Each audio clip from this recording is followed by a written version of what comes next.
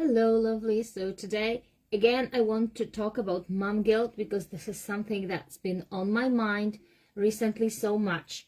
And I notice that even the moms who are so connected and really amazing mothers, that they still struggle with mom guilt, myself included, especially when my 7-year-old lashes out and says that he's a bad child and I'm a bad mom, and that I don't know, we shouldn't just even be alive or something. I know on the conscious level that he's speaking out of the emotion he's going through at the moment of speaking, but it still stings. It hurts so much when you hear something like that. And I feel mom guilt too in those moments, and in other moments sometimes too. But let's focus on this right now. What I do when things like that happen, I realize that the first and most important thing that I'm responsible for in that moment is to be my child's safe haven. And if I allow this feeling of being inadequate or something like that consume me in that moment, I won't be able to support him and guide him through regulating his emotions. And this is especially important if you're an empath or your child is an empath or both, and especially with kids below the age of 7, because they only know co-regulation. Their brains are not able to self-regulate yet. They are not developed to that point. So it's really vital to address this mom guilt and to be able to regulate your own emotions. When you notice that what you're feeling might be mom guilt, what you can do is starting with yourself before you actually go on and help your child to soothe their difficult emotions. Maybe they won't allow you in that moment. Maybe you will also have to let them process a little bit and then help them. But first you need to start with yourself. And mom guilt, I also wanted to mention this because it hit me recently. I heard something, and I've been using that too. Maybe you even heard me say that if you're feeling mom guilt, it means you're already a good mom. So mom guilt itself is self-contradictory, because if you care this much so that you actually notice the things you might not be doing the way you wish you were, that means you care, and that means that already makes you a good mom. And right now, well, it doesn't really 100% resonate with me anymore. And the reason for that is, how does it mean that we are only good moms if we feel guilt? Does it mean that, of course, I know that the parents who don't care, they might live guilt-free, or feeling this guilt sometimes but suppressing it and not realizing that they are feeling that, and it makes them more reactive. But maybe that's their way of dealing with something they haven't processed yet. But it doesn't sit well with me to actually allow this this thought that you are only a good mom if you get consumed by guilt every now and then. If you feel guilt, it might as well mean that we have been conditioned to reach some unavailable to anyone level of perfection in motherhood. The guilt we are feeling may not be a sign that we are good moms. It might be a sign that what the society put in our heads as a vision of being a good mom is totally unachievable. And that the first thing we need to do is to find out what the reason is behind that guilt and find the cause, the thought, the limiting belief that creates the guilt that we are feeling.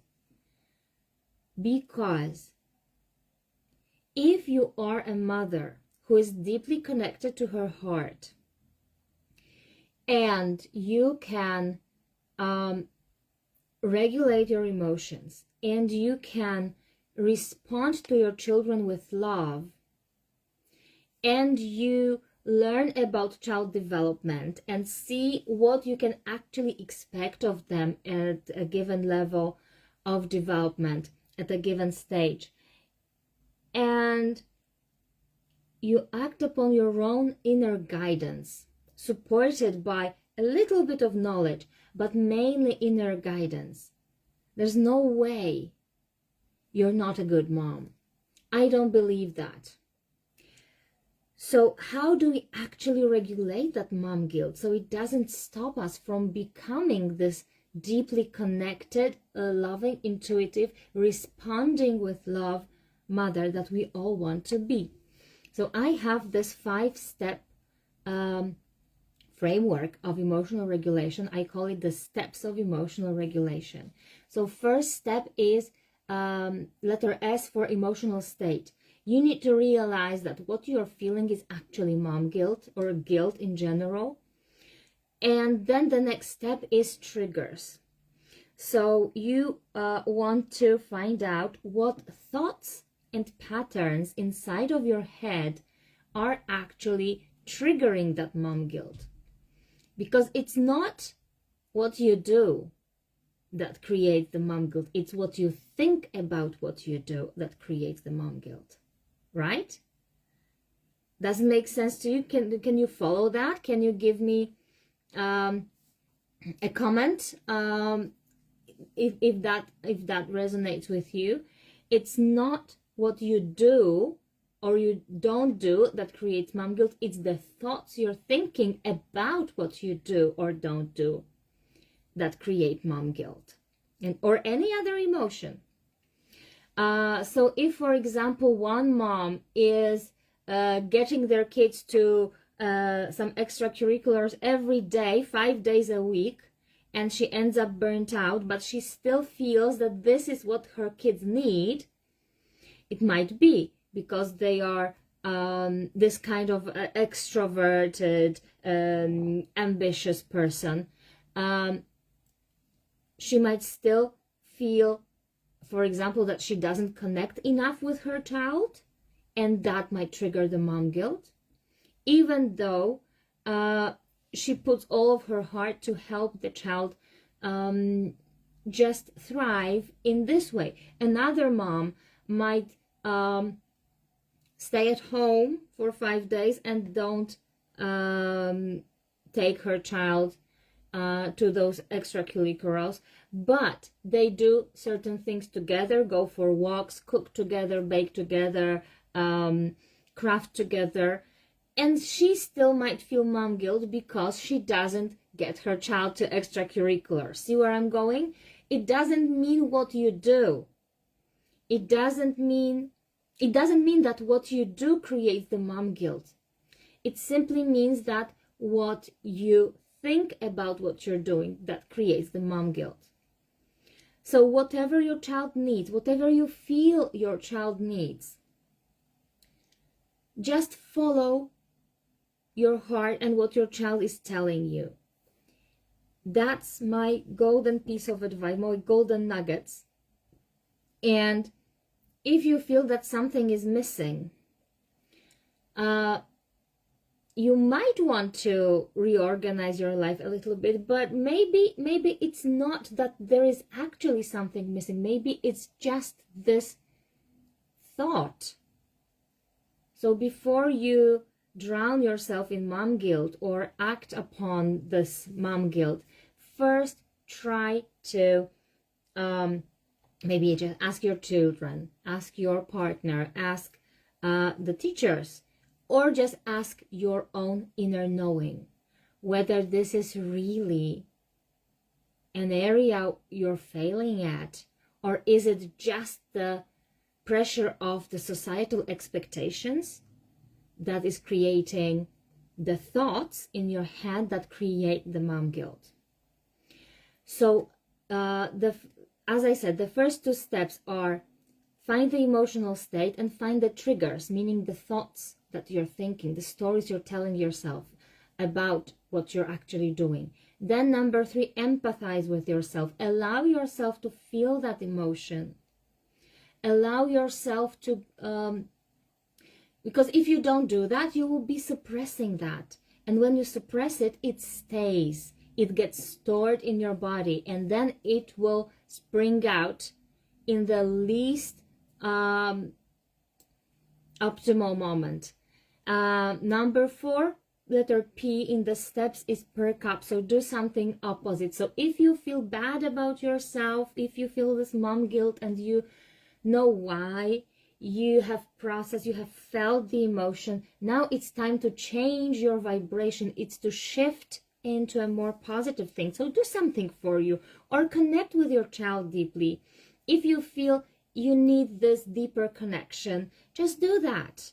Sit with them, even if they don't call you, or may seem like they are perfectly content playing on their own or with their sibling or doing something. Feel free to just sit next to them and just watch what they're doing, and maybe they will pull you in and you will connect in this way. So this is letter P in the steps, and the last S is solutions. So if you really feel that the guilt you have just processed carried a message that you want to implement in your life, you want to shift your life a little bit thanks to that message, this is the moment when you do that, not when you are drowning and being consumed by the guilt. So first you realize what you're feeling, the emotional state, then you find out what triggers are behind it, meaning your thoughts and stories behind the feeling. Then you empathize with yourself, allow yourself to feel the feeling. Then you perk up, shift your vibration, and finally, when your nervous system is regulated, that's when you introduce any solutions, no sooner than this. And I want to invite you, because this is just very theoretical framework, step by step. This Saturday, on the International Women's Day, I'm going to conduct a 2-hour deep emotional release workshop for moms, for women. I will paste the sign-up link under this video. So it's on the 8th of March 2025. And feel free to sign up. Feel free to reach out to me if you have any questions about this framework, and comment how you are dealing with mom guilt when it hits. Because I believe each and every one of us has experienced mom guilt at some point. So just drop your ideas on how you deal with that. Sign up for the free workshop. It's going to be 2 hours of really deep emotional release. We're going to visualize, let out those emotions, pull them out of our bodies. We will start with guilt. We will also release fear. We will release frustration through some simple journaling. And then we will invite the joy, love, connection, and whatever you want to invite into your life, so that the spring season brings all the good, yummy stuff into our lives instead of this winter slump that we've been in. So let's just refresh ourselves for the spring, and in a way to celebrate this International Women's Day. So hope to see you on Saturday.